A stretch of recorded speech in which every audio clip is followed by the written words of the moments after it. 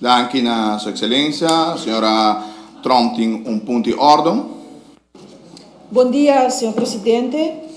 Mi ponto de ordem está que na mais ocasião sa wakisaki awe trobe que den oproep para a openbare vergadering die awe taponi como agenda que o minister aqui não presente também dona toelichting door de minister van Arbeid, Energie en Integratie over de aanpak van het immigratiebeleid op verzoek van fractie MAS en fractie AVP, pero me que corrigir que essa aqui não tem ponto de agenda.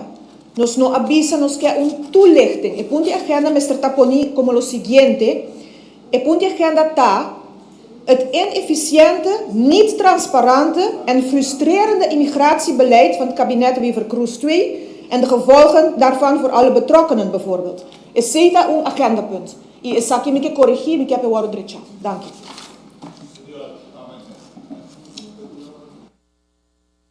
Senhora Trump, sabe que qualquer carta amanda e tem mais com Simão ribe oproepen e senhora Trump tá aí, por exemplo, ayer na trabalho, também por passa na administração, senhora Trump tá ex-voorzitter do parlamento, sa e procedura não e sa uma para corrigir. Dus se tava de correção para ser assim, a o que queda lo qual deriva, reunião da sigue lo qual co eta e tá tem tempo suficiente para atender que sei.